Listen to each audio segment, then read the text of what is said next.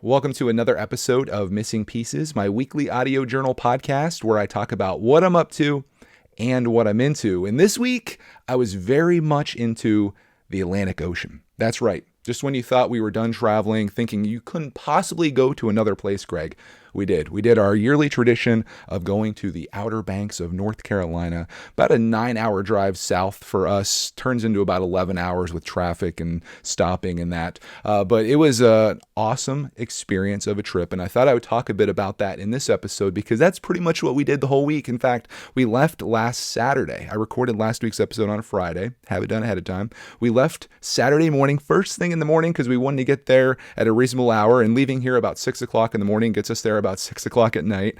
And then we didn't come back until yesterday afternoon, which today we're now back to Sunday. And I'm recording this at 9:36 a.m., ideally having this go out at 12 p.m. So we're right on the cusp of the deadline, which is where I operate the best. There's nothing that helps me get things done more than the pressure of a deadline, because I always say, why do today what you can do tomorrow? And that's a terrible life philosophy that I hope you never follow. But, I seem to find myself in that as a procrastinator at heart. But let's talk about our trip. And we'll go all the way back to, I guess, before it even started. This year, we wanted to get some family involved. And ideally, we would do like the whole entire family. But everybody has plans and things are happening. So we decided that being that we had an extra bedroom, like we got, I guess, one of the bigger places that's in the condo. I don't know what you call the complex. The condos, what do condos go into? You have multiple condos into a complex or something. Well, we had to get a little bit bigger one this year because we waited a little too long to book it. Usually we do it way ahead of time. This year we were debating whether to even go there or not because, we've done a lot of trips. And when it came down to it, we sat down and thought about it. And I was like, it's going to be a lot of money, but life experiences and memories are way more important to me than having money in the bank. And I know that's like a very privileged thing to say, but I look at it when someday I'm going to die. I think we probably all are. If I had to put my money on it, I would say that's going to be the case. And what would I rather have? Would I rather have some money in savings, or would I rather have that time when Clark Mann was 8 years old and we got to go as a family to Outer Banks? But not just that, not just with us, but with Budman too. You guys may know Budman from Lego yard sale hunts, the Lego yard sale god, as he's called, the legend, as he's known in some circles. We invited him to come along. Ideally, Deb would have come as well, but she was staying home with her dog, Mickey, the yellow lab, and then she also watched Roxy Bear because as Roxy is just over 12 years old, that's a long commute for her to make, and it would require, I think, a lot of stops. And I just don't know how she would do at the beach these days. There are dogs at the beach, and every time I see one, I'm just like, oh, I want to go pet. And the fact there was this chocolate lab that was there, much younger than Roxy Bear, they were throwing this disc, this neon green disc, almost like a Frisbee with a hollowed out center. They're throwing it into the waves, and this dog was just soaring over these waves and jumping over them to get this thing. In fact, one time it missed the disc, and then a wave hit the dog and she came rolling in, and then she went right back out and she got it. And it's proved to me that there's nothing that separates a chocolate lab from a toy, and the mentality or the quest to retrieve something. That is what chocolate lab life is all about. And I saw that dog and I was just like, oh my gosh, I do wish Roxy was here, mainly just to see what she would do. Would she go into the ocean? I think she would. She's a water dog. I don't know how she would do with waves though. I think she would go in, maybe get hit with a wave pretty good, and then probably come out and not go back in. And then she would just be super sandy, which would all be really fun. And it's like a regret for me that we didn't take her at least to maybe like New Jersey beach, like Wildwood. We went there years and years ago, a trip that we probably wouldn't make these days. Wildwood's, it's a fun place, but it's a little sketchy. And that's kind of one of the appeals to Outer Banks is obviously it's a little more expensive to go to than New Jersey, at least in my experience. There's not many like motels. There are some that you can stay at, but mostly of what Outer Banks is and why I love it so much is it's families. It's very family oriented, and it's way less commercialized than what New Jersey and especially Ocean City, Maryland is. Like there you have all these massive hotels, at least where we stay at, and then all those people, they want to come out on the beach, so they all come out on the beach in the same location, and basically you're out there shoulder to shoulder with people. There's barely any sand left because there's just towels and people set up everywhere. And what I love about Outer Banks, where we go, is that while there is a complex, I'm still lost for the term of what multiple condominiums go into. There's not many people out there. In fact, it leaves me wondering sometimes as we're in the pool or out at the beach, I'm like, where are all the people that are staying here? You see their cars, some of them, oddly enough, and I guess I can respect it, they just stay up at their place and they sit up on their deck or patio or whatever you want to call that. I need to go back to looking in the dictionary before I do these podcasts, I guess. Patio. What's yeah, I guess it's a patio. It's not a deck because it's not made of wood. Anyways, they sit out there and they just look out over the ocean. They have a great time. You can go in, you can get drinks, you can come back out, and they just sit there and chill. If you're not going to go into the pool or go onto the beach or get into the sand, I guess that's a great place to be because you're very close to all the things that you need, and you're having the same experience. You get to see the same sights and see the same views and hear the same things without actually going out. But me, no. I'm very different. I am a guy that loves being in the water, as is Clark, man. So we're perfect. Cody, not so much. She might go in the pool here and there. It's heated. She might get in the ocean for a couple minutes, but she's more of just like, I'm going to lay out and tan. Clark and I are like, we're going in that ocean and we're going to love it. Budman, kind of more in line with Cody, which I guess I should kind of take this back to. We invited Budman to come with us. I guess I made a joke to Cody afterwards that I wish I would have thought ahead of time, much like the words that I'm missing in this podcast. I was like, we should have told Bud that this was his bonus for finding all the amazing Lego yard sale scores this year. This is like his employee bonus. But we offered to have him come along. We had an extra seat in the car. There was space for him. I had the rooftop box all set up now on the new Subaru. I got those crossbars to go across, so I set that up before we left, and I put our box up there. So we had most of our stuff up there. And now with the new and improved Subaru Forester, this podcast brought to you by Subaru, it was so perfect because we had so much extra space in the rear cargo area that the box was like icing on the cake. So there was plenty of room to have a fourth person along with us. And Bud was more than down with that. So he brought his stuff along. He brought some fishing poles, which he never actually used. Like, he went there with intentions to go fishing off the pier. And I was like all about it. I was like, dude, I'll take you down there. Am I actually going to stay there while you fish? Not necessarily. I like fishing in like the creek with, you're casting the whole time. These guys that fish at the ocean, and this is just me coming off as completely ignorant of ocean fishing.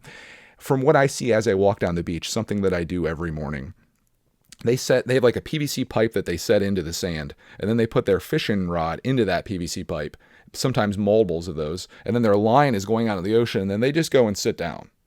And as fun as that sounds, just sitting there and staring at your rods and hoping something bites on it, when I go fishing in the rare events that I do, and Bud's kind of got us into this a little bit, and Clarkman as well, I like at the creek, I just like casting all the time. I like being active, an active fisherman, if you will.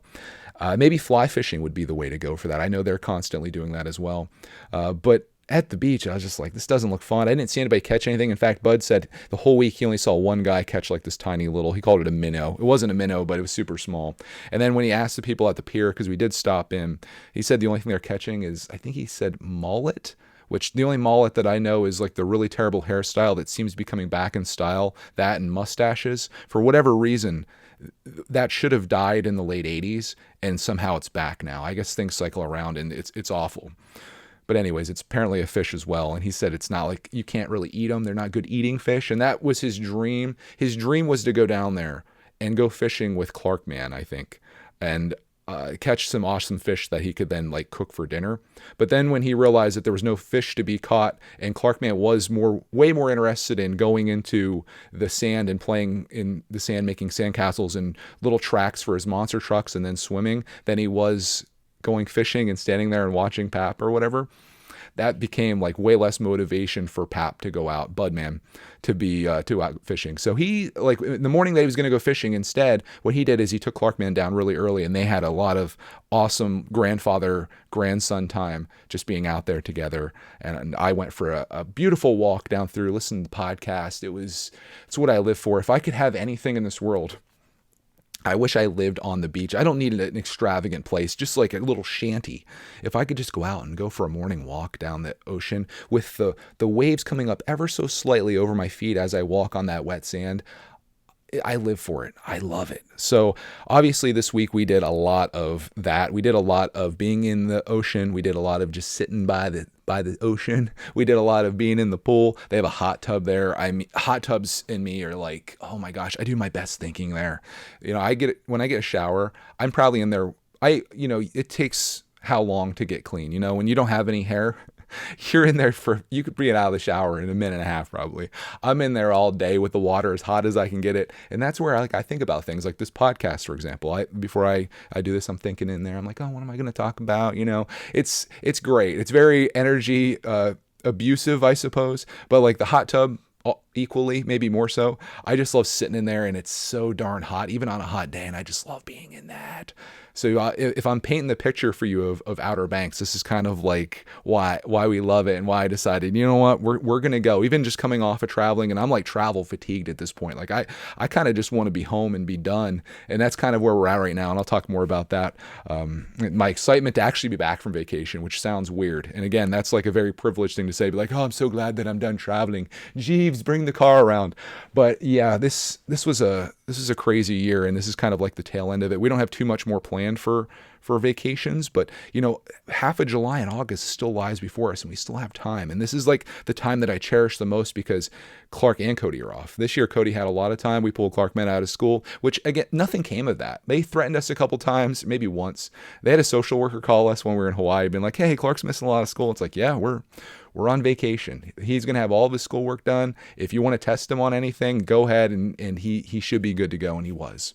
Nothing ever came of it. I think they got bigger fish to fry than a kid being out for 2 weeks and then coming back and excelling in school. I think there's kids that are like not showing up at all. I think there's kids that are probably being abused, maybe like being restricted from going to school.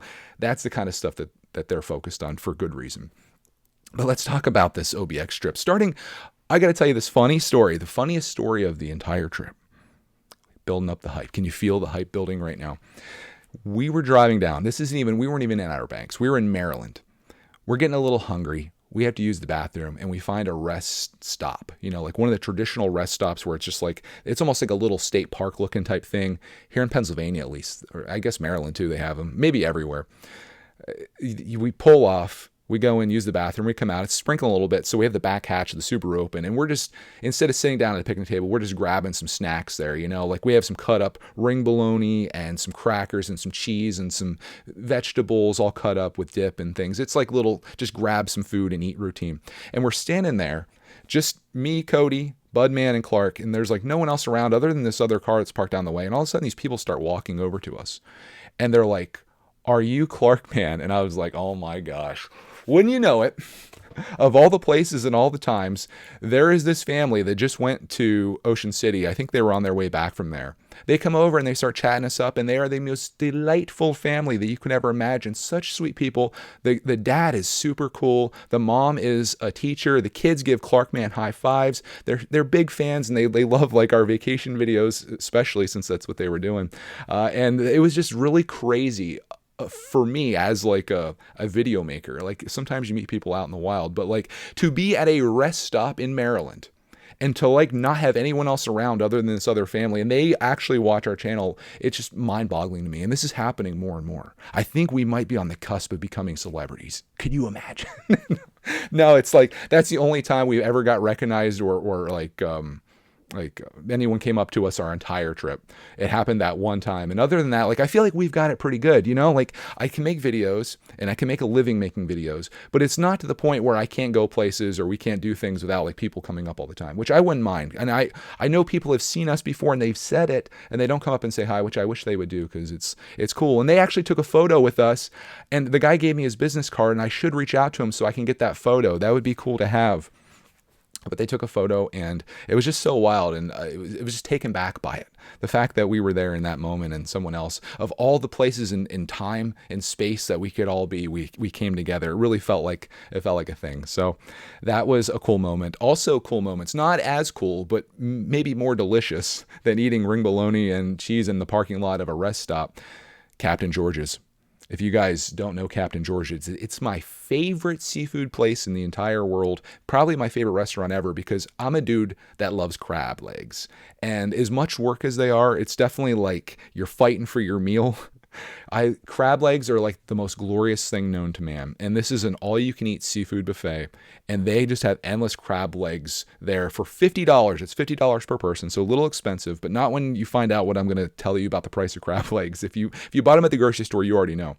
It's $50 per person, and then $25 for Clark Man. If you're 5 to 12, it's $25, which I think that's where they're making their money, because Clark Man literally eats like $3 worth of food.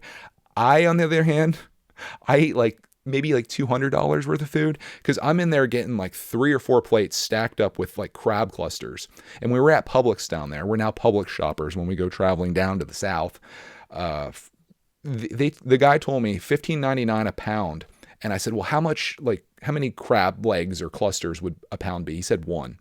So $16 for 1 cluster. I'm getting plates with 3 or 4 of those at a time, and I'm getting like 3 or 4 plates. So I'm eating like 12 of those. So 12 times 16, and that's not even prepared.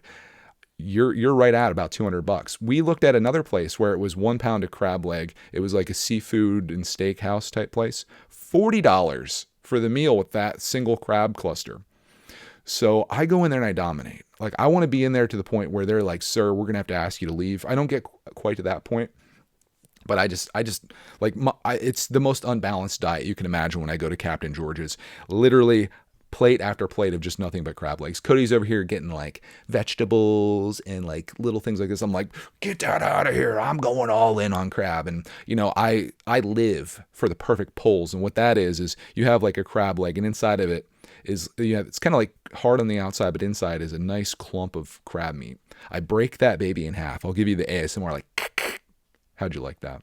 And then I pull that whole piece out of there, and one whole piece intact.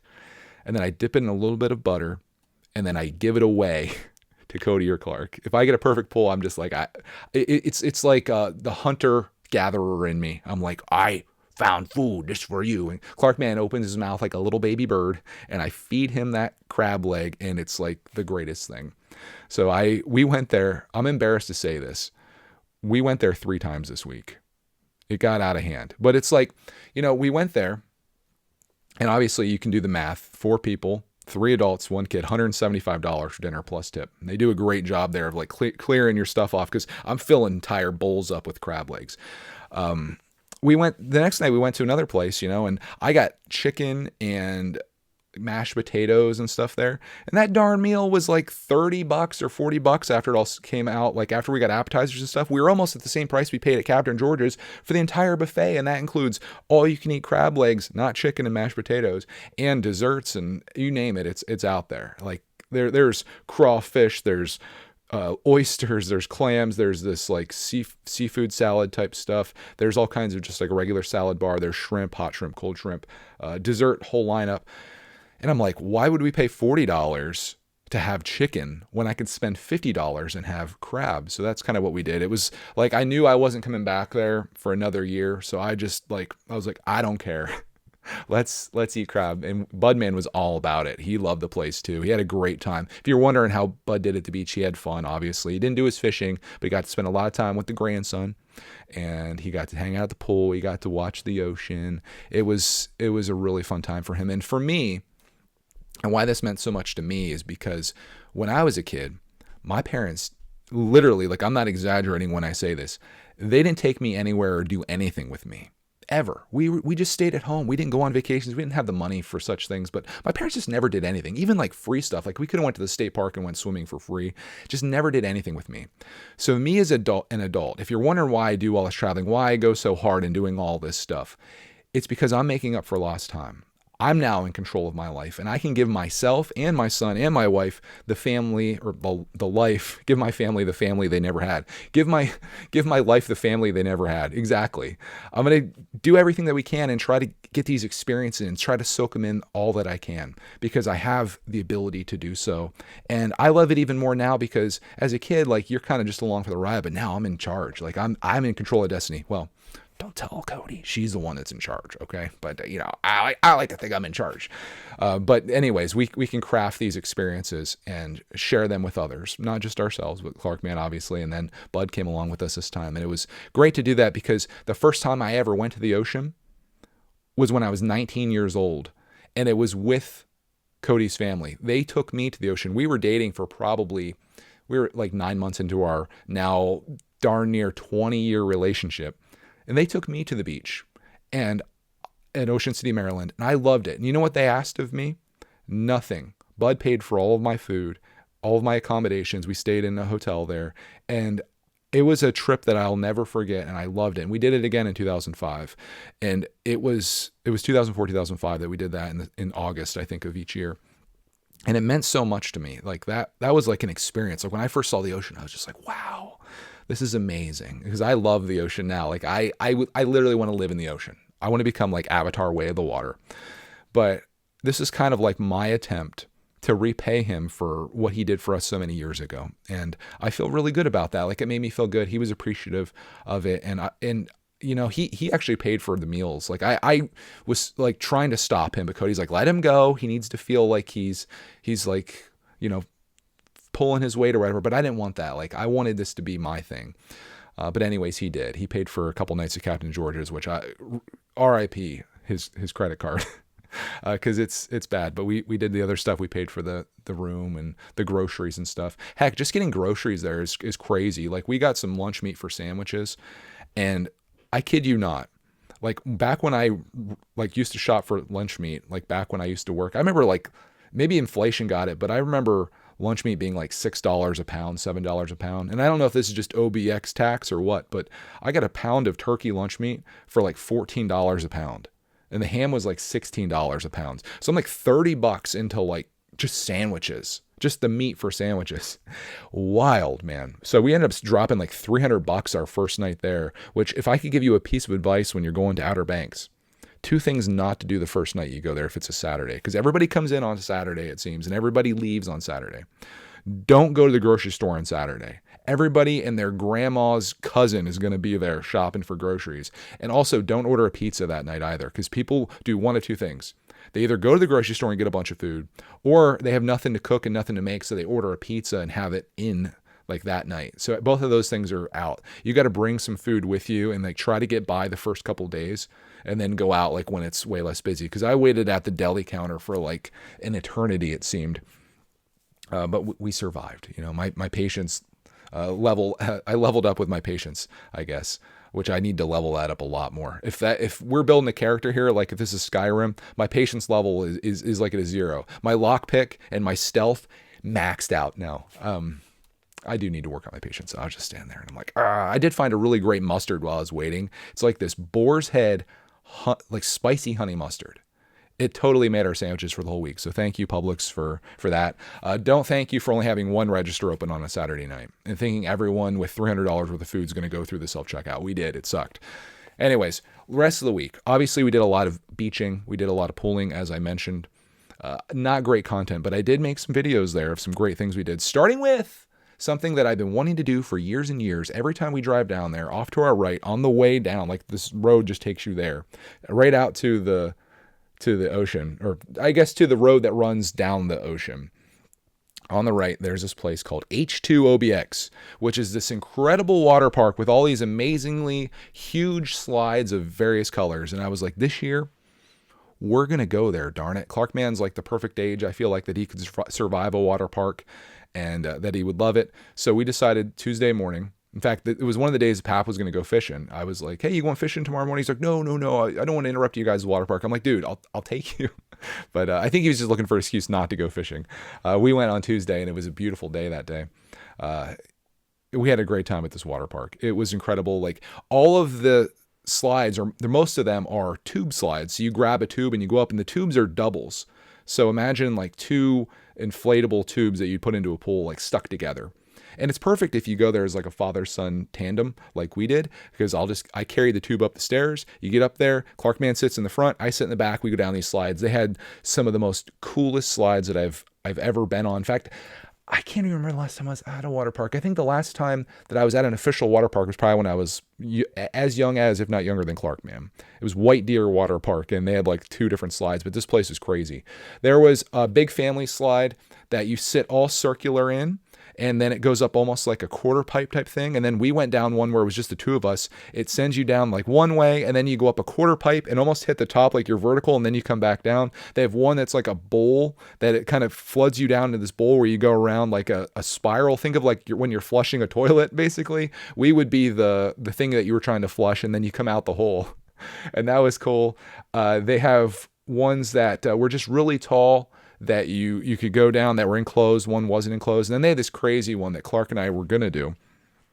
You go all the way up. I think it's 9 stories up in the air. And it's one of those things where it's vertical. So you stand inside and there's like this tube that they seal you in. Think of like when you go to the bank and you put your money inside one of those things, you press the button, it goes up through. That's kind of what it is, only they drop the floor out. They press the button and drop the floor. You stand there with your arms crossed over your shoulders and your feet crossed. And we get up there, and Clark Man immediately is like, no. He backs out. I'm like, okay, buddy, do you mind if I do it? And he's like, yeah, that's fine. And I was like, okay, just go down and stand by the bottom of this, and I'll come out down there. And I waited for these people to go. A couple crazy things happened up there while I was there. This dude came up and his foot was just like bleeding like crazy. Apparently he hit something on the stair, and his foot was bleeding profusely. So he like sat down. They're calling a medic team up. The girl that's operating the ride, right after that, gets stung in the shoulder by a wasp. Said she's never been stung by a bee before in her life, and she's freaking out. I'm like, oh God, this is turning out really bad. What's next? But my turn came up. The guy gets taken care of. Like they had a medical team come up, so he wasn't tracking blood all over the stairs. Because it's not ideal when you're at a water park and you don't have any shoes on. Which, if I had to give a pro tip, I would say make sure you wear your Crocs or something to this park, because we were walking around barefoot all day, and occasionally it gets a little hot on the sidewalk pavement there. And also it's like kind of rough on your feet if you got delicate little feet. So wear some Crocs, and you can wear them on the slide or you can take them off. It's totally up to you. But I get up there and my turn's up. A couple times before that, there was a lady that tried putting her arms out to stop, and they're making fun of her because like that's not going to work when they drop the floor out under you. Like you're going down, you're dropping straight down. And there was this teenage boy that looked like he was going to be all hard. And then they release him, and he screams like a blood curdling scream when he went down. That was hilarious. I didn't make any noise, but I'll say this: it was a miserable experience going down that slide. Like dropping out, not super scary. Like you're kind of in this thing. It feels like a coffin, and you're looking out through this glass, and inside it goes 3, 2, 1. And then you're going down. But what sucked about it is like my feet were crossed, and I was facing down, obviously. And all this water was shooting up over my feet, like into my face. So I couldn't like open my eyes. And then you're inside this really hot tube, and like water's hitting you in the face. I felt like I was being waterboarded, and my back's getting hit with this thing the whole way down. It was the only slide we went down that wasn't a tube slide. So when I got to the bottom, my entire back is completely red. I can finally breathe again. It just sucked. And I told Clark, man, I said, the best decision that you've made in your life was not going down this. I would have felt so terrible if he had done that. I didn't think it was nearly as bad as what it was. I thought, oh, like I saw people going through it, and it looked like they were going kind of slow. I felt like I was going fast as heck. Maybe it was just in my mind, and I couldn't see anything. So obviously like that made it a little more different. But I was like, Clark, man, you're so lucky you didn't go down that. They did have a wave pool there that Clark loved. It was really crazy because it starts out completely calm, and then you hear this buzzer go off. It's like, and then everyone cheers, and then all of a sudden these waves start picking up, and they keep getting more and more violent as time goes by, to the point where you're just getting wrecked out there. And it was amazing. It was so much fun. And then it stops and gives you a break again. So we did that. We rode the slides like crazy. We rode some of them multiple times. We didn't do the family ones more than once, because I wasn't like, I wanted to just be like me and Clark. I didn't want to be in there with like 4 other people. But they had a couple slides that were just big family ones, and we rode with like strangers on those. But if you're going there as like a 2-person team, absolutely perfect. You can go there single too, and then you take one of the tubes and you just sit in it by yourself. But it really helps having a second person. We got lunch there. I think we got a pulled pork barbecue and some nachos and a drink. That was like $20. The cost of the amusement park, or the water park to get into, was like $43 per person. But I absolutely think we got our money out of that. We're there for about 5 hours. We rode as much as we wanted to. Like we were just going nuts there. The only downside is like they had a sign that says you can't take cameras on the slides. I was going to take my camera with me, but then I was thinking like, I don't want it to like fall off or get lost or put into the water or whatever. So I think if I were to go back, I'd probably do like a chest strap GoPro type thing, just so I could get some first person slide footage. But I did make a video there that I think is going to be very helpful to people. It's not essentially a vlog, but what it is like kind of like an overview of like, well, here's the slides, here's what we're on, here's the ones we liked, here's the food, here's the cost, here's like the layout of it. I think that could be handy for people. So I made that, and I was really excited to have that, and it kind of documented our time there as well. So that was pretty cool. Just no first person slide footage, unfortunately. But I did get like shots of people going down, or like, you know, people sending it out of tubes and whatnot. So that was great, and that was an awesome day. Clark, it was such a sweet thing. Clark said a lot of sweet things on this trip, but like that day, he's like, "I'm so happy to be here with you, Dad. This is the best day ever." And I was just like, "Oh my God." My heart just melted. And right there, you know, I said about my parents never taking me anywhere or doing anything. That right there is why I do this. That moment. For him to say that, it just melted my heart. And then he also said something really sweet about Pap that I wish he would have said to him, but he said in front of us. He's like, we said something like, "Are you excited to have Pap here? Are you enjoying having Pap here?" He's like, it's the cherry on the sundae," or something like that. And it was just like, oh my gosh. He said it's like the cherry on top. Having Pap here is like the cherry on top of our vacation. And he's just such a sweet little dude. And that was cool too. So awesome day there. We also did mini golf. We always do mini golf, and we tried to get Clark to play serious this time. Good luck. He's like a little cheater. He's hitting the ball like 30 times. He's hitting it all over the place. One cool thing happened was Cody got a hole in one. None of us did that night, but I made a joke like, "Hey, here's your chance to get a hole in one." And I was filming it. When you know it, she gets a hole in one on the 14th hole. So that was pretty cool. I got a video of that coming out. We also did something else that we've never done. We did laser tag. Clark and I went in, and it was really cool. It was like playing Call of Duty in real life. We went into this building, and it's like a 2-story thing. They hook you up with this chest thing that's on your front and back. You like clip into it, like a vest of sorts. And then there's this gun with like a light on it. And then they split you into 2 teams. And then you go into this arena that's all like kind of dark and like lit up by black lights. Our team was red, so we had red on our chest thing, and then the other team was blue. And you just run around there trying to find the opposite team, and then you shoot them with the gun, and you get points for that. And it was so much fun. They lasted supposedly like 12 minutes, but for me, it felt so much longer than that. Clark and I were running around. I got video of Clark been playing there. He was on a kill streak for a little bit, but it was just so fun just running around inside and like almost being in like a first-person shooter in real life. And everyone just had a blast. And that's one of the things that I think I love the most about going to the beach, and particularly like when we take evening walks and you just look at people. Like I mentioned the chocolate lab that was diving in the water, and you got people sitting there, you got people fishing, you got people walking, people taking photos. What I love about it is the same thing that I love about amusement parks, and it's that everyone there is having quite possibly the time of their lives. They're having just a fantastic time. They're very happy. All of the problems of the world, the news, whatever's going on in that is just not even present. It's just everyone just enjoying themselves. And it just makes me so happy to be in that environment. You know, it's almost like going back to being a kid again, where all of your problems are washed away in the Atlantic Ocean, and you're just there having a blast. And people are real nice. As I mentioned, Outer Banks is very family friendly. So it's all people with their kids, and there's no like riffraff or anything like that you might find in other places. It's just great. It's awesome. And I love doing that trip. I've confirmed this year that we're going to do this every single year. In fact, we're going to add some things to our repertoire, like the water park we're adding in. Mini golf, we always do. I didn't do go-karts this year. I looked at it, and it was like a couple minutes of racing for $15 per rider. And it's not one, it's like where you just have the pedal pinned to the floor the whole time. And I was just like, I want to find a better go-kart place. They need that, and they need a better arcade down there. They don't have a Marty's Playland like in Ocean City, which we'll talk about that in a second. But I need to tell you one last thing that we did there that wasn't almost on my list, but was amazing. We finally got to do the Outer Banks horse tour. They have these wild horses that are up on, like in Corolla, that are north of where we stay, which is Kill Devil Hills. And we tried doing this last year, but when we drove all the way up there, which driving there is kind of a nightmare because it's a single lane type road and traffic gets pretty heavy through there.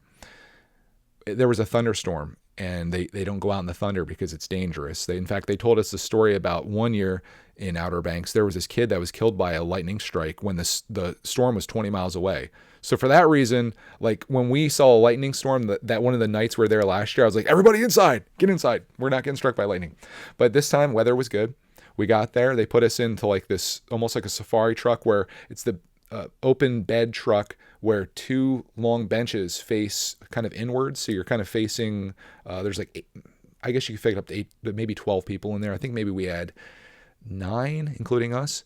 And you kind of face towards each other, but then they drive you up the road, and then the road just ends and you go out onto the beach. And then you're driving on the beach, which is amazing. And then you go up through these like little development areas where there's houses but no roads. It's just everybody that lives up there just drives on the beach to get to their place. And then out through this like almost like a flooded meadow, and there were horses out there, and it was just crazy to see these horses just living their lives. And we drove past this one house, and there was a horse standing near their carport. It could have been a horse in there instead of their car. That's 1 horsepower. It was so cool to see, and such an awesome experience. It was just awesome. It was just a beautiful morning. I think I'm saying awesome a lot, but that describes this.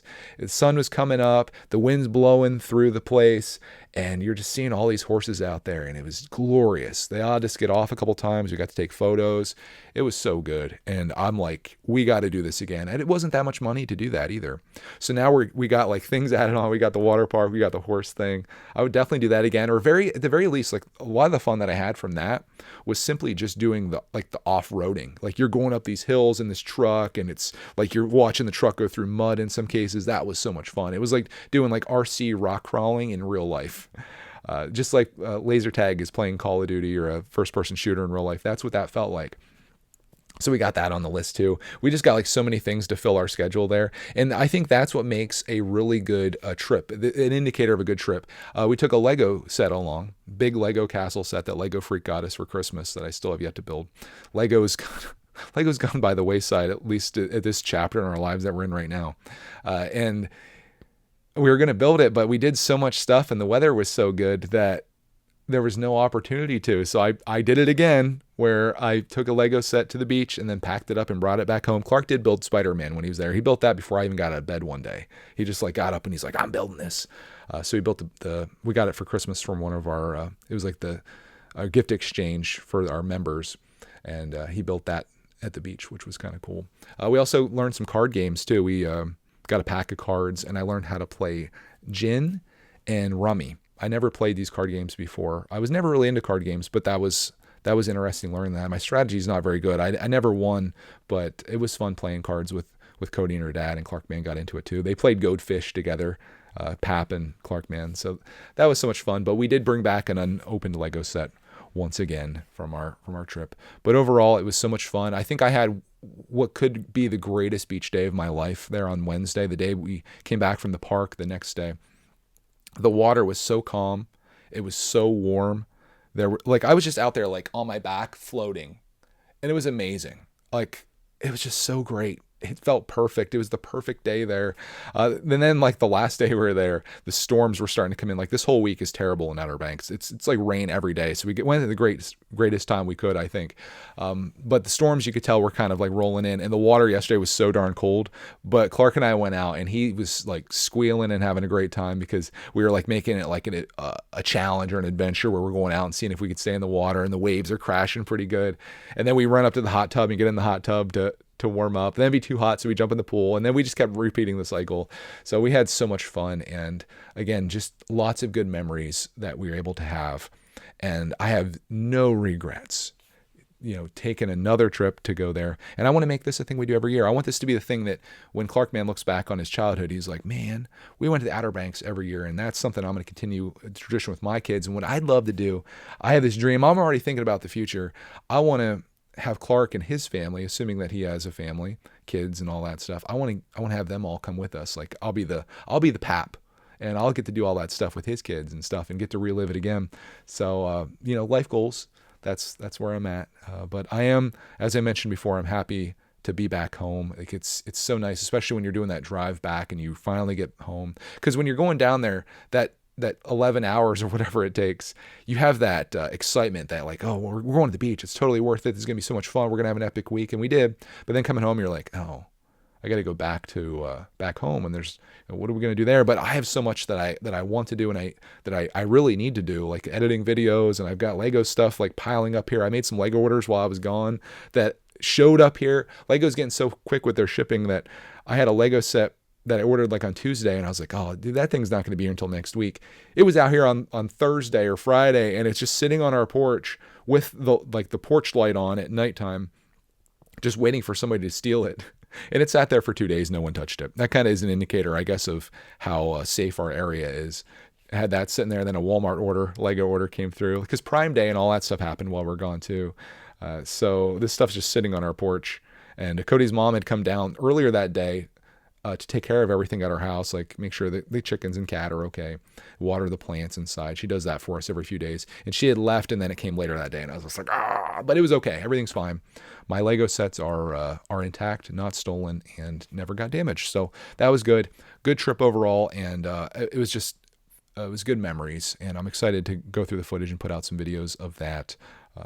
When I get around to it, I guess. Last night we had movie night here at the house, which I guess I'll talk about that. Then I'll tell you some bad news about movies. We watched Monsters University last night. I'm missing a lot of these older Disney movies that came out in I think 2012 or 2013, and it turns out the original Monsters Incorporated movie came out in like 2001. I was like, holy smokes, like that's a big gap between those. But Monsters University is the story of Mike and Sully and how they, I guess, met at college at Monsters University, and how Mike, who's the little green guy with a single eye, Wazowski, he dreams of being a scarer, but he's not really cut out for it. And Sully is like a perfect scarer, but he doesn't have the knowledge or know-how. So he's kind of like, he's just resting on his laurels and his name of like his dad being an amazing monster. And they go to college, and there's all kinds of drama that ensues there. And they have an accident and really make the dean angry. So the dean threatens to kick them out and does. But they say that if they can become the greatest scarers through these scare games, then they should have an opportunity to come back to the school. And like the dean should know that she made a mistake by kicking them out. And, you know, as you can probably expect, and this may be a bit of a spoiler, they end up winning the scare games. But she still doesn't let him back in. So then they go to work at Monsters Incorporated, and that's where the previous movie picks up. The one that came out way earlier picks up there. So we're just kind of going through the Disney stash and backlog. Speaking of Disney, I started thinking about Disney and how much I love that place too. Mainly when I was passing by Busch Gardens. Busch Gardens is on my list of amusement parks I want to go to this year. And we were literally 20 minutes away on our drive back. And Bud's like, well, you go. And I'm like, no, we can't do a detour there. That would be could spend probably a couple of days doing that. There's a lot of different stuff to see around that area too, from what I could tell. Virginia is such a beautiful state. I almost said country. Virginia is a beautiful countryside. Gorgeous. I'm going to say it might be prettier than Pennsylvania. I hate to say that, but it's beautiful. And I saw the sign for Busch Gardens. I was like, oh my God, we got to go. We are going to go. But it's like, I looked at how long it would be until we got home from there, and it was like 5.5 hours, maybe 6. But that's as far as I drove to go to Cedar Point. So, you know, it's kind of in line.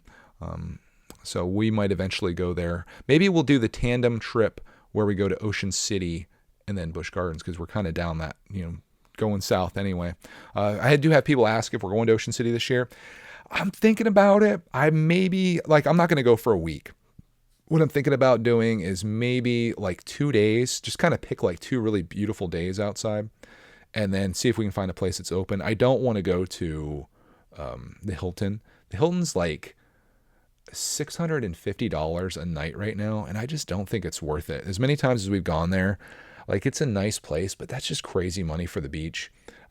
They do have openings now. I feel like they're kind of demand's kind of gone down. Like it used to be sold out for the entire summer, but like we could stay there tonight if we want to, which is kind of interesting to see. I'm thinking maybe people are actually starting to get squeezed by the economy. It's one thing I've been wondering the last year or two. It's like when we go to all these places, it seems like people are unharmed by inflation or the economy or anything. It's just like people are still living their lives, maybe on credit. I don't know.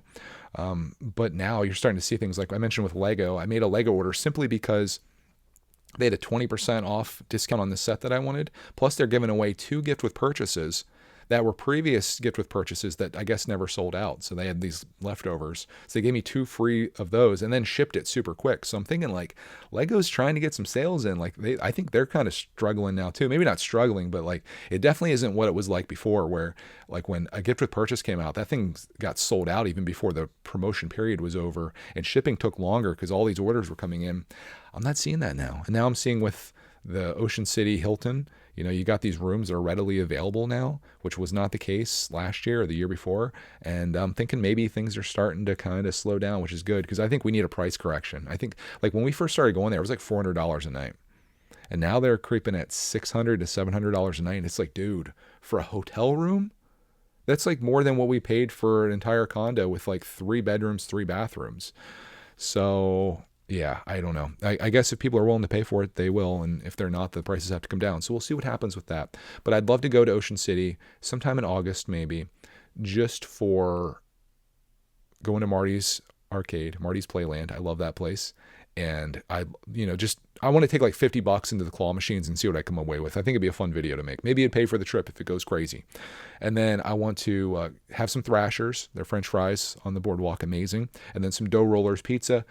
Go to the beach that day, maybe. This is beforehand. We'll go to the beach, get in the water, swim around, swim in the pool, and then go do that night. And then we can like leave the next day. I just need like a day or two there is all I need. And then I'd be happy with that. Because Outer Banks, to me, like if I had the choice between Ocean City and Outer Banks is definitely like, it's the place that I want to go to. Better restaurants, better beach experience, better just overall, other than the drive. Like when you're driving past Ocean City, like we got really close to Ocean City too on the way down because we kind of came down the East Coast. We were like 20 minutes away from Ocean City. So we passed by this thing and then you still have 5 hours left to drive. And it's like, oh my gosh. But yeah, it's kind of where we're at in like the thoughts on what we're doing with that and the demand for things. And speaking of demand, the bad news that I have to share with you regarding movies is that our movie theater is closing on July 20th for good, out of business. The place, and this is probably going to come as no surprise to anyone, the place that I went to that we were the only people in the theater for the Mario movie. And then when we went to see, I almost said Stranger Things. No, Guardians of the Galaxy. Why did I say Stranger Things? I went to see Guardians of the Galaxy Volume 3. There was maybe 8 people in there on a Sunday afternoon, including us. So the demand there has certainly been down. And the company that owns Regal is citing that COVID really took a hit on them. They closed for a period of time in 2020, and then they closed for a period of time in 2021 with not many movies coming out. And then I guess just people aren't spending that kind of money these days. I think people are happy doing like what we did, where we stayed home. We watched a 10-year-old movie last night, had a great time. And didn't have to spend $60 to go do that, but like that's how much money we were into that. Every time we would buy 3 tickets, matinee, and Clark and I would share a popcorn and soda, just one between the 3 of us, basically. That's like $50 some. So imagine going there with 2 kids or 3 kids, and then everybody gets a drink or multiple popcorns. You're at $100 there. Disney Plus, probably like $10. I know their prices are going up, but I mean, you could have Disney Plus, you could have Paramount, you could have Netflix and HBO for less money than like a round of tickets for one experience at the movies. And you have that for all month. So I think people are voting with their wallets. And, if most people don't want to throw away $50 just like that going to the movies, they're okay with just watching Netflix. And I can't blame them for that. So unfortunately, just like arcades, I do feel like there is an experience that you can have at the movie theater that's special. Like when you go there, like just the act of going to the theater and like sitting in this giant auditoriums type thing with all these seats and these people, like it's an experience. They have the booming sound and a giant screen. Now I've kind of replicated that here. We've got a screen, we've got surround sound. This is where we've got a reclining seats that are more comfortable in the movie theater, and I can start at any time. We can pause it if we want to. There's no previews, there's no drive in there. So, I mean, I had that replicated, but there is something special about that. And I'm glad we got a chance for Clark to have that experience. We do have another movie theater in town that I'm hoping with the one closing that all of the people kind of pull together and go to the one that's still left to keep that one running. That's owned by AMC. So I'm hoping that one's okay. But if we lose the 2 movie theaters, which I think most theaters are going to go eventually, it's inevitable, especially now with like the Mario movie, for example. We watched that when it came out. Which I don't remember when that was, but that's already coming out it's already out to buy right now, and then it'll probably be on Paramount or somewhere for free in a relatively short period of time. So it's like, if you're just patient, you don't need to spend all that money to go see it. And I think people are well aware of that, and that's why theaters are struggling. But just like going to an arcade and being able to play video games there in that scenario is, I think, way cooler than sitting at your TV playing them. But when you look at the money, and you're putting $1 into a machine for for 5 minutes when you could buy a game for $5 at a yard sale or less, or even $20 at Walmart and play it for hours and hours. It's, we're kind of eliminating those experiences from our lives intentionally, just like how everybody, including myself, like a guilty as charged, shop on Amazon and, Walmart or whatever, Target, and you put all these small places out because you're trying to save some money, which makes sense. Then you don't have these opportunities anymore because we've eliminated them. So I guess that's just the trajectory that we're on. Heck, it'll probably be pretty soon that AI just does everything for us. We're just going to be like the people in WALL-E. It's my prediction. If you ever seen the people in WALL-E, that's our future. And it kind of sucks. So do everything you can to resist that if you can. But that's about it that I had for this week in our Ocean City vacation, our yearly tradition. Very thankful to have been able to do that. And if you've watched any of our videos over the last year, you helped with that. You and thousands of other people made our trip possible. So I want to thank you for that. I also want to thank you guys for coming through with the comments. Last week I was a little bummed. We only had 8 comments, and I was like, dude, what happened? I always love doing listener feedback, and it sucks when there's none of that or very little of that. But you guys came through this week, and I appreciate it. So we'll go through some of these, or all of these, I should say. And I'll read down through them and give my thoughts on it as we hear what you guys had to say about last week's episode. First one comes from Tracy, who I can always rely on to leave a comment. Repeat offender, as we call him around here. Says, I love hearing about your adventures with your nephews and how close they are with Clark, man. I'm closer in age with my nieces and nephews than my sisters, so most of them are much older than my kids. Seeing them connect and enjoy each other's company brings me so much joy. Also, watching them become amazing parents is something truly special. Agreed. I really love the fact that even though my nephews are teenagers, they still are up for hanging out with Clark, man. I feel like maybe when you're a teenager, being around an 8-year-old, isn't necessarily your ideal thing, but the fact that they made time for him, I think, was really cool. So, and it just kind of shows you how they were raised. And I'm kind of like, we're on the same page here with that. And that means so much to Clark, man. To have the nephew's attention is truly something special. Just like you said. Next one comes from just chill, okay? Just kill, okay? No, it says just chill, okay? It says, when you brought up Roxy being old and one day not having her around, I felt that. I recently lost my cat of 12 and a half years, and it was really hard. You never get over it. I hope you guys have a few years with Roxy and give her all the lovin's you can. Absolutely. I think about that a lot with her. I think about that in my life. I think about how our time is limited, just like I was mentioning about this trip, and why I think it's important to try to make the most of the time you have, because you don't know. So with Roxy Bear, like labs living to 12, 13 years old that's sometimes it. So we're trying to soak it all in, just like you said. It was awesome coming back to see her, and Deb showed up with her like right when we got home, and like that moment where she's running over to me with that, like she does her little dog smile. If you ever had a dog that they do their smile, it's so awesome. And she came over, and she's doing really good. She's super healthy right now, and that just makes me so happy. So I'm going to try to absorb all of the Roxy Bear that I can this year, because nothing is guaranteed. And that's something that I live my life by. There are no guarantees. So you got to take advantage of everything and anything that you can right now. Don't put it off what you want. It's the contrary to how, with tasks, I try to delay things, and it's like, hey, that can be done tomorrow, but what if tomorrow doesn't come? And that's not such an important thing when it comes to work or whatever, but it is an important thing when it comes to having experiences with family or family members like your pet, which is what I consider Roxy Bear to be. And the prospect of her not being there someday is a sad one, but I know that we've had so many awesome experiences with her over all these years, and we've given her the best life that we possibly could, other than getting her out to the beach. But maybe we could still do it. I would love to see that, just see what she does. We take her all the way out to the beach, and she just like goes out to the sand and lays down. I'm like, okay, I got my answer. Next one comes from Janelle. She says, so happy Roxy's feeling better, and still better. I agree with you. I can't imagine living without my cat. His name's Charlie, and he's going to be 15 in February. That's what I'm a little jealous about cats. Cats sometimes live to be like 20 years old, which is crazy. I'll be 15 in February, and my grandson started treating every day as the last with him. I am in denial. My grandson loved watching you try to win the gizmo. He won the same at Groundhog Festival this week. Sounds like you guys had a great holiday week. First of all, I'm jealous that your grandson actually won one of those claw machines. As you may or may not know, I'm a little bit of a an enthusiast of claw machines, to put it lightly, and I love the feeling of like actually winning something from there. Unfortunately, that's far and few between because they have the machines rigged for soft pulls. So when you can pull something out of there and you were like the 100th pull that they're like, okay, finally give that person something, that's such a great feeling. So congrats to him on that. Enjoy your cat. That's about all you can do. Next one comes from Jim Rolfe, another repeat offender. We got repeats on repeats here. He says, oh man, Silo. I was mentioning we signed up for Apple TV Plus instead of going to the movie theater, apparently. He says, I forgot, Silo. So jealous of your camp time. I wish we had that opportunity. Such great memories. I need that stressless place just to relax, bond, and laugh. Enjoy. Well, thank you, sir. I'm trying to do as much of that as I can this year, if you've probably noticed, and it's been an amazing experience. Wizard Power with the comment.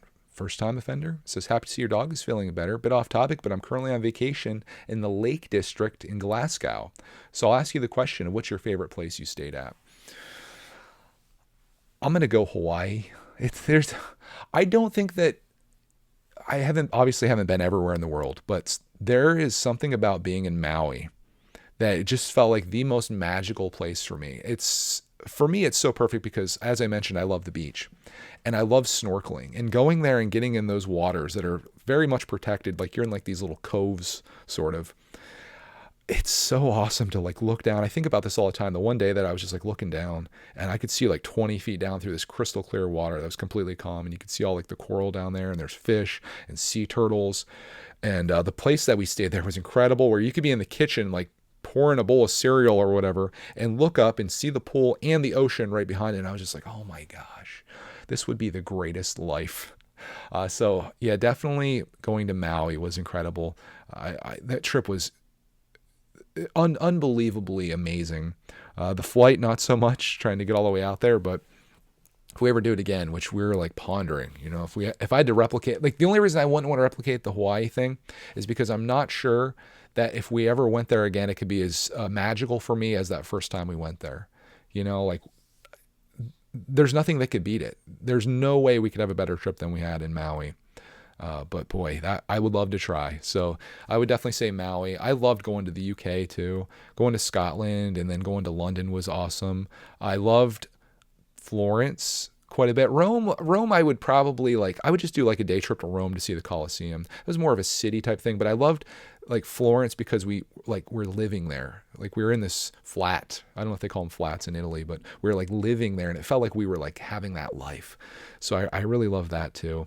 Obviously we've been to Disney a few times, and that's awesome too, but it's like, I don't know if I would choose to be in Disney every single day, but I could choose to be in Maui every single day and have that like beach life experience that comes from there. I need a lot of money to do anything there. Like I could live in a cardboard box in Maui, probably. That's about what I could afford. And I could live the rest of my days there, which would be incredible. But everything's so expensive. Real estate's expensive. Food's expensive. Everything has to be brought in. So it's almost impossible to live there, it seems. And teachers don't make any money there, unfortunately. So we're kind of struck out in that regard. But I can certainly visit maybe one of these days. Do it again. I'd love to do that when Clark Man's still a kid too, so we could have that together. Next one comes, thank you for the comments so far, guys.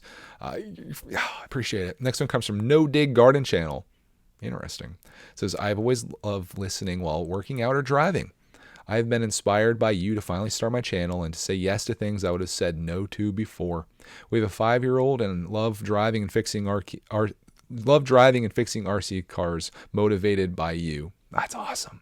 We're also 15 minutes from Disneyland Anaheim, and we're planning an OBX trip with cousins from Chicago and a Knoebels trip as well. Dude, you're going to be in for a treat.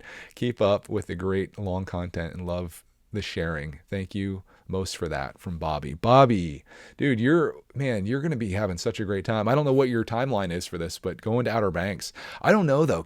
I haven't been to California yet. I want to go to Disneyland. In fact, if we ever go back to Maui, my plan to break up the flight, I would love to land somewhere in I'm assuming Anaheim has an airport. I don't know if we could fly there like directly through American, but if we could do some type of thing where we get close to Disneyland and then we spend like a day or maybe a few in Disneyland, and then go back to the airport when we're all done having a blast there, and then go the rest of the way to Hawaii. That would cut the 12-hour flight directly in half, basically, and I'd get to experience Disneyland. So you'll have to let me know, like, how can I pull that off? I'm leaving from Philadelphia. I probably have to go from like Philadelphia to like Denver or to like Phoenix, and then Phoenix to Anaheim or LAX or something like that. But I really want to go to Disneyland and see what that's like. You living 15 minutes away, dude. If I live 15 minutes from Disneyland or Disney World, I would do everything in my power. I would will it into existence to be one of those Disney vloggers. I'd be there all the time. I think it'd get a little old though, because like, there's only so much there. But gosh, I would love to try it. I'm curious to see what you think about Knoebels. You gotta try it. Like, I'm not gonna say Knoebels could give Disneyland a run for its money, but the nostalgia and the character that place has is unmatched. So man, that's gonna be great. But I'm glad that you guys started a channel. I'm gonna check it out. Can I just click here and check out your channel? I found that YouTube did this awesome recommendation for me. Dude, there he is. Okay, I'm subbing. He's got 43 subs. I'm going to link his channel down below if you guys want to check him out. He's doing all kinds of gardening stuff. I need your tips. I need to check out your stuff, dude. This is Bobby's channel. All right, I'm in. I just found a new channel. It's easy as that. I've made some friends through this podcast, like my buddy Ronnie, who's coming up next. He says, I'm claiming a first for Greg's World podcast. I just listened to this episode during my round of golf. Thank you for keeping me company, good sir. Well, you've done that for me. I listened to your podcast while I walked on a beach this week. And I love Ronnie's podcast. It's like a private thing now, but man, he's just such a classy fella. Me and him are like brothers from another mother. We're like two peas in a pod. Me and him are like the alternate people living in different locations, but having like a similar life experience. And he's an inspirational dude. And I really appreciate our friendship. And it's a person I've never met in real life, but met through online means, just like these comments or, whatever. And it's just wild that like that can happen, and the fact that just like with the No Dig Garden channel from Bobby, like we did something to inspire him to do stuff. And that's just wild to me. So it like encourages me to do even more, because there's people out there that maybe need motivated. Heck, I even need motivated, and I can motivate myself by motivating you. It's just like it completes the circle. So that's pretty cool. Speaking of golf though, Ronnie, I really wish we lived closer to each other, because I was thinking this week about taking up golf. I was looking into the golf courses around me. Unfortunately, the one in my town here is a country club. And I was like, okay, what do I have to do to join? I'm sure pay a pile of money. And they're like, well, yeah, you have to pay a pile of money, but also you must know at least 2 people that are already members of the country club that have to vouch for you. And you also have to know people on the board of directors of the country club. So it's like this really hotty-toddy elitist type stuff. And I'm like, no, that ain't me. I don't have any connections to all the rich people in our area. And, me as a YouTuber, like they want to know what you do for a living, probably. So like for networking purposes and see if you're an asset to the club. I'd be like, hey, I can make YouTube videos about the place. But yeah, I don't think that's the place. There is another place that's maybe 20 miles from here that is just like an open place, so you can go and golf each day. They have lessons that you can take. And I'm like, ooh, that'd be cool. But then I also saw that we have a couple disc golf places nearby. There's one that's in a park, and then they have a disc golf place at this golf course, not the country club, but the place the public can go to.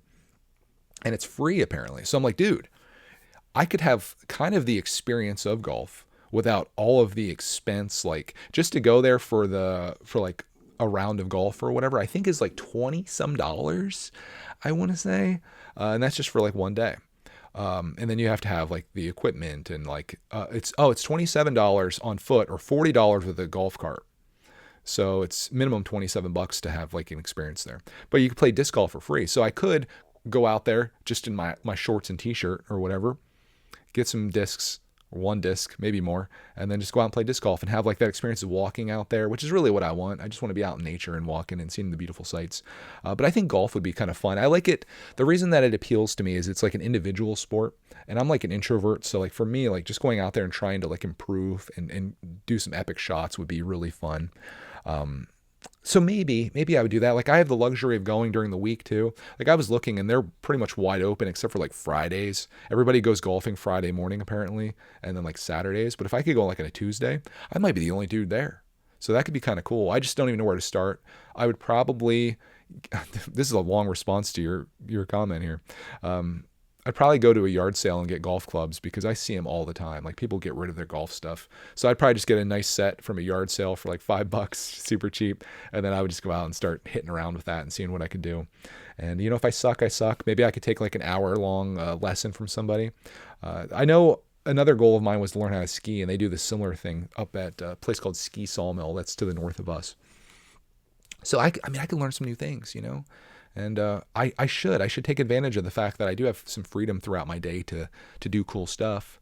I think that'd be something worthwhile, and I could share it. And maybe encourage other people to like try new stuff too, because it's very easy to get comfortable in your little zone.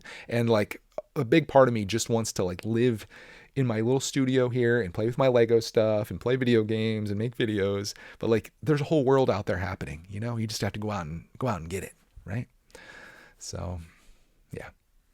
Let's thank you for the comments, sir. Thank you for the stream of conscious that resulted from that.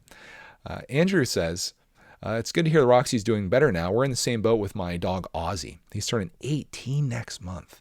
Blind in one eye, getting deaf, but he still powers on. I feel the time is coming that I may need to make the choice for him soon. Not that I want to, but I may have to. That's the thing that really worries me. I don't know if I can do that. Like I know most big dogs, like they get to the point where it's like they're not having a good life experience anymore, or they're having such problems that you're like almost doing them a service by putting them down. But man, I just don't know if I can make that call, be like, okay, Rox, let's get in the car. You know, this is the last time we're going to go right now, and then take her to the vet, and that's it.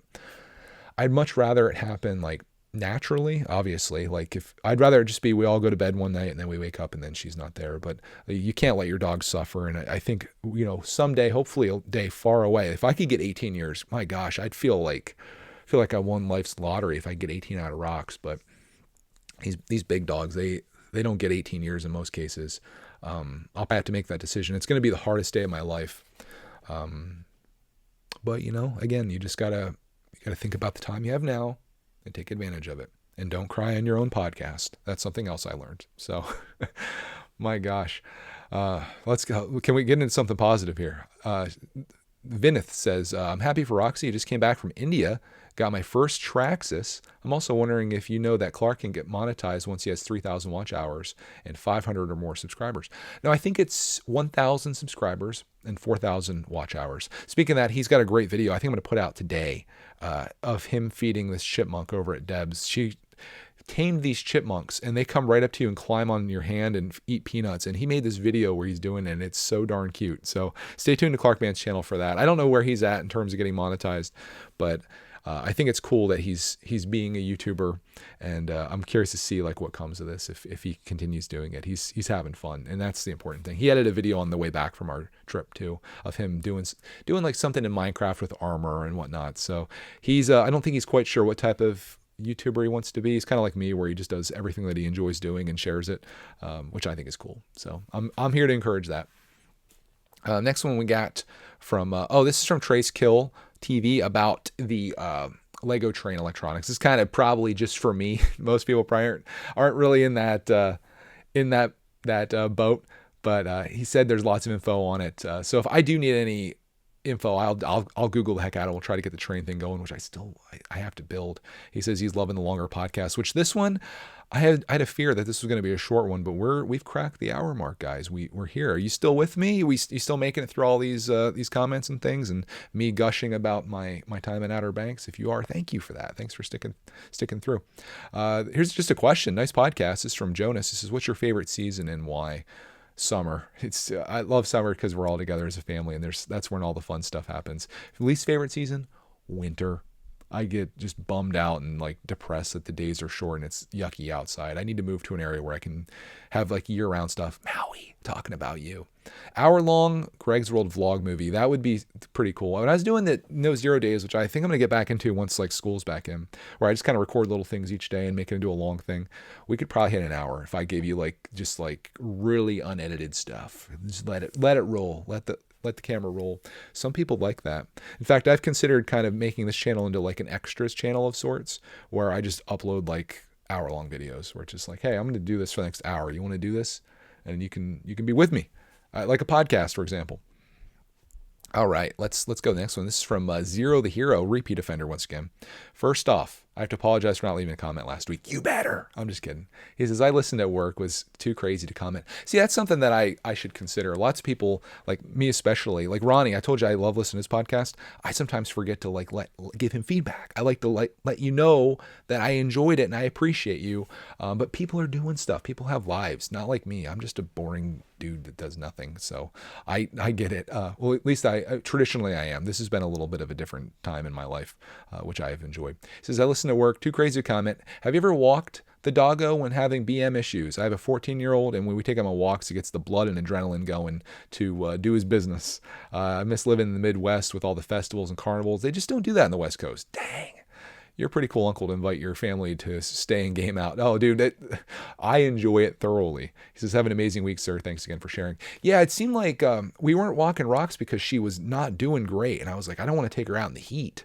But then once we got her outside and she was getting all hyped, that's all it took. So I'd say the greatest cure for anything is just some activity, right? So getting rocks out helps get the... we could have a whole motto there, but you get the idea. I think we'll try that next time instead of going to the vet and going through all that stuff. Next one comes from Kimberly. Says, I specifically made the jump from Spotify to leave you a comment. You're welcome, Greg. Well, thank you very much. You came all the way from Spotify.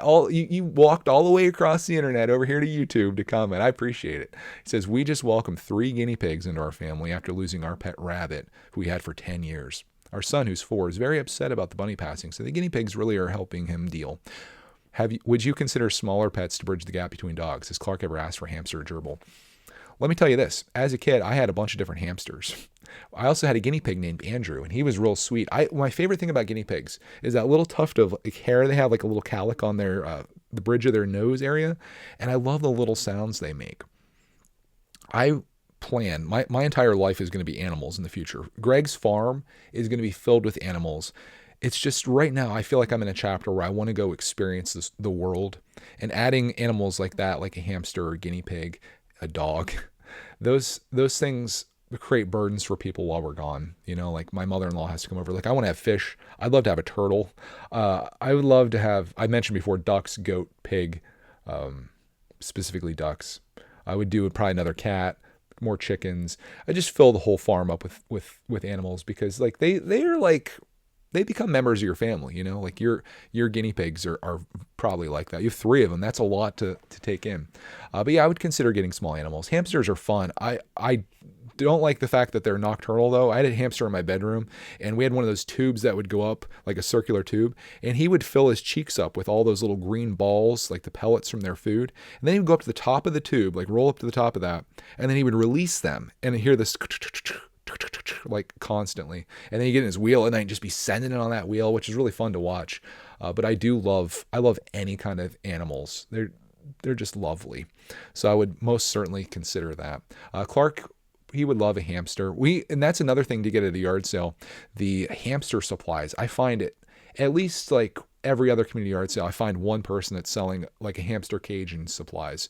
So if you're ever thinking about getting into that world, maybe don't consider buying it at Walmart, especially if you have yard sales nearby. Try getting one there, because you could probably get $100 worth of stuff for 5% of that or something. But yeah, that's my experience in the world. I think they even had a hermit crab one time. We had a ferret. I would love to get some ferrets. They're so cool. They're very active too. I would get 2 ferrets because they need to have some friends. But yeah, you could. I could go crazy with animals, and I will eventually. If you stay tuned long enough, Greg's world is going to transition to Greg's farm, and I'm going to have indoor and outdoor animals like crazy, and it's going to bring me so much happiness. That's after I've done all the things I want to do, and I'm happy just settling down. And if we could get like a property where Bud and Deb live on it with us, like in a separate establishment, I'll be like, hey, let's run through the chores here. You got to feed the guinea pig and the ferret, and you got to take care of the ducks, and here's the chicken, and there's the dog, and there's the cat.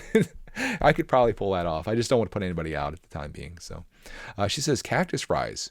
In the UK, you can buy cheap 70s gadget called a spiralizer and make your own cactus fries at home. What? I have a thing called a mandolin slicer, I think. Is that what it's called? Mandolin slicer, which slices them almost like potato chips really thin. Then I put them in the air fryer, but it's really hard to cook them, and you can only put so many in because they can't be stacked up on top of each other. But Monday, tomorrow, the fair is back. Again, we live in a good area for fairs. There's the Lycoming County Fair, as it's called, and Cactus Taters will be there. So I'll be getting Cactus Taters once more, and I'm very excited about that. This question I've asked. Thank you for coming over to Spotify again. I appreciate that. Giving me some content to talk about and to answer. This one comes from Josh, and I kind of answered this already. It says, have you found a new OC hotel yet other than the Hilton? I haven't really looked. I've just been looking at the Hilton. It's such a good place. It really is. But it's just so much money for what it is. They do have a Starbucks downstairs, which sells Cody. And then they have poolside like service where they deliver you food. They've got the little kids slide there. They've got a great adult pool. You just walk down into the beach. Oh, it's so good, but it's so expensive. Maybe if we just did 1 or 2 days, but even then it's like $1,200, $1,300. Got to see if I have any Hilton points saved up. I'm a Hilton honors member, diamond member, or whatever. I don't even know if that means anything anymore, but maybe I can use a bunch of points to get a heck of a discount since it's going to be like our final like Hilton stay, I would assume. Last but not least, this one's from, it's just a user dash and then like a bunch of letters. It says, hey Greg, love the podcast and everything, but I have a problem with the Brickatech channel. What? I used to be a member, but I stopped because I felt I wasn't getting my $5 worth of being a member. Not much content happening on Brickatech channel and no other perks other than Discord. I don't think it's fair that people are members paying $5 support and not really getting our money's worth in return. $5 is a lot for some people nowadays. If you were to do some extra stuff for your members, I'd come back right away. Just my opinion. You're an awesome dude. Just wanted to share my feelings on having memberships. Take care. Dude, totally agree with you here. I think as I've talked about this week and probably every other episode this year has been very different for me. There was a time with Brickatech where I uploaded videos every single day. And if I didn't upload a video on a day, I felt guilty. I've had Patreon memberships there forever, all the way dating back to those days. And I think I have like 3 perks of this. It's $5 a month, and the perks are a Discord channel where you can like chat with us in a private Discord group. And then there's exclusive live streams and then early access to videos. And I'll be honest with you, like you thinking you're not getting your $5 worth and not becoming a member or like leaving memberships, I don't blame you at all because I'm not fulfilling my end of the bargain there. Like this year has been crazy, and instead of putting my time into Lego, I put my time into family, and I have no regrets for that. You know, like this was a once in a lifetime opportunity where Cody was taking the year off, and Clark, man, we pulled him out of school. We had all this stuff in the summer. All these things have been planned. And I went from uploading videos every day there to sometimes not uploading videos every 2 weeks. So it's very hard to have anything exclusive for members when you're not even putting stuff out for the regular audience. That being said, when school kind of goes back in, I plan to do the Lego thing pretty substantially. I'm desperate to get back into that. It's just a matter of finding time. But again, priorities are priorities. And for me right now, at this chapter, like what I consider like the last, I'll say since Cody's been off of school, like this is our time to really enjoy it. And I hope you understand that. And what I'd really like to say in relation to like not getting your money's worth, with the membership thing, I really don't like it to be a thing where it's an exchange. Like for me, what I would really love it to be and what I would hope it to be is, hey, I make this content that you consume and you enjoy. And the $5 isn't necessarily something you're buying like, oh, I'm getting into this Discord or I'm getting this extra thing. It's like, I just want to support the channel. I get enough value from this that I want to support it. But I understand, and I've been on this end of it where I've signed up for people's Patreon simply because there are those exclusive things. And that really is an encouraging thing to do. Like it's like, oh, you get this extra thing or whatever, or you get an extra vlog, or you get access to this thing, and it's like, okay, that's my motivator, and I totally get it. So there's no hard feelings about you not being a member anymore. I totally understand this. Like Brickitect, as I mentioned, like in the order of priorities, even just making Greg's World content and getting the videos edited there is like, that takes up the time that I have. So making Lego stuff, it's just like, I have things just sitting. So like no hard feelings, and I appreciate you you sharing that here. But again, I would like it to be, if someone's going to support anything, just because they get value out of it. And I think of like this channel, for example, like this podcast could very much be a Patreon exclusive thing, like from the Greg's World channel. I could say, hey, for $5 a month, you could listen to a weekly audio journal podcast where I share all the things that I'm thinking about and up to and into that week. And I could charge everybody that listens to this money for this if they wanted to. That being said, I would say of the 1,000 or so people or 1,300 people a week that watch or listen to this, probably, if I had to guess based on my experience, maybe like 5% of people, maybe 10% on a good day would potentially sign up for something like that. Simply because like the internet is a place where people expect content for free. And that's totally understandable because that's the way it's set up. Like YouTube is free, TikTok is free, Instagram is free. All these things are free. And like, even though you find a great deal of value in it, like there's the people that listen to this every single week religiously, you might enjoy it enough to spend an hour of your time listening to it, but not enough to actually pay for it. And I understand that. And that's why, like, I don't like to gatekeep things. I have the membership thing and I've had it forever just because it's like, I think it's a great thing for helping buy the Lego stuff and like supporting that channel, because the Brickitect channel in itself, like it doesn't really generate that much money. Like Brickitect is probably, it varies somewhere between 5 and 10% of my income, but I do that stuff because I love to do it. And I love to share things with people, including this podcast. So like for me, like in that regard, I would never gatekeep anything like that on this. Like I don't want to make the podcast a paid thing, because I know that there's people who enjoy this. There's kids that enjoy this. And I hate the idea of being like, well, if you want to listen to this week's episode of this podcast, here's the link to sign up and become a member. And it's just like, I kind of rubs me the wrong way, because I feel like the more that you give, the more that you get. And I look at money, and I learned about this a long time ago. Money is a certificate of appreciation. And you could think of memberships or Patreon as the same way, and whether you support my channel or other people's out there, but like think of being a member as a certificate of appreciation. So money comes to you in that form. Through YouTube, the way that I make money is, as many of you probably know, is like through advertising. That's mostly how it's done. People don't actively pay for YouTube in most cases, unless they have YouTube Premium, which not many people do. But ads get played on videos, and if you have enough people watch, like by the thousands, that adds up to a couple pennies and then a couple dollars. And then it gets to be the point where you can decide to leave your job in finance to do this. And like, I'd much rather earn my money that way. And there has been thoughts of me just kind of like shutting down any type of paid thing, because it's like, do I need to be taking $5 from people? But then there's this other thing. It's like, well, I can build this really cool community of that and then do exclusive things. Like some of my favorite times is back when I was really heavy in the Lego thing, and I would do Friday night patron only streams where it was just a group of patrons that wanted to be there. And the whole vibe is different when you have a whole group of the public, oftentimes younger kids. And then that's a scene within itself. But then when you narrow that down to just like this small group that we all kind of know each other by name, it's very different. So for that reason, I do like this. And I do intend to do a lot of stuff on the Lego channel going forward. And I want to make people feel like that $5 that they're doing per month is like the greatest deal that they've gotten for their $5. It's like I'm competing with Disney Plus here. So I need to do something to really do that. But my goal with Brickitect going forward, as you've brought up here, without much content, what I really want to do and what I love doing the most, and I think I've talked about this, which may have spurred your comment, which I appreciate the kindness that you have in that, because it could have been like a rude one, but you were very polite in it. And I hope my explanation of all of this is enough to justify the money that you feel like you got burnt on, because I certainly don't want that. I really want Brickitect to be a place where people can hang out and feel comfortable.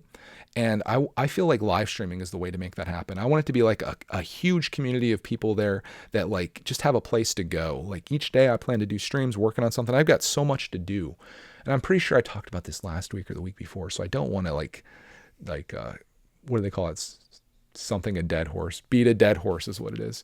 I don't want to do that, but I have like this dream in my mind. These are like the shower thoughts where I have this place where each day I go live for like an hour and I work on something, whether it be sorting, organizing, building a Lego set, and just have a place where we can converse and chat. And it becomes like that long form content that I think you guys on this podcast really enjoy. And that's not going to be like a members only thing. It's just going to be something I do each day. And what I'd like the members thing to be is like, hey, I tune into this every day for like the entire month. I watch 20 hours of you monthly of just you doing whatever it is you're doing. And I get some type of level of enjoyment out of this that justifies my time. Here's $5. So what I'm thinking about doing is getting rid of the perks. I'll keep the Discord because that's like a way of just filtering that. But it's just like, hey, if you like what's happening here, consider supporting. That way there's no hard feelings then if something happens where I go into a chapter where there's less content and people are like, well, I'm getting ripped. You could just leave. There's no contract with it or anything. It's like a monthly thing. But know this, I don't need anyone. Like if you're like right now, like, oh, I'll just go over and I'll become a member on Brickatech because I enjoy this podcast. Don't do that. I'm doing just fine, obviously. Like we just came back from vacation. We're doing just fine. If there ever is a day where I'm about to be homeless, which can't happen because unless I don't pay my taxes, we own our home. I've worked a lot of time in my life and saved up a lot of money to create the life that I have now, to give me the flexibility that I can like take this gamble. If I ever get to the place where I really need help, I'll ask for it. But right now, I'm just going to keep doing what I love to do and sharing with the world. And as I mentioned, those certificates of appreciation hopefully will come to me, and most likely through Google's AdSense program. And we should just be doing just fine. And as long as I can keep being who I am, keep sharing what I've shared, I don't see a future where I'm going to have any problems, hopefully. But who knows? Who knows what the future holds? Just like we talked about many times in this episode in the past, I'm just trying to enjoy today for what it's worth, make the best memories that I can, hopefully make the best content for you, hopefully bring back my Brickatech channel from the dead, make people happy over there, and just keep trying to have the best life that I can make for myself and my family. So on that is this week's episode. Went a little long. I know Clarkman's anxious to come down here and play his game that he wants to play. He's into this Universe Sandbox game, so he's probably like at the door with his ear up to it. So on that, I hope you guys have a glorious week. Thank you all for tuning in, for the people that commented, making this episode way longer than it probably had a right to be. I hope you have the best one and have a glorious week. We'll see you in the next episode.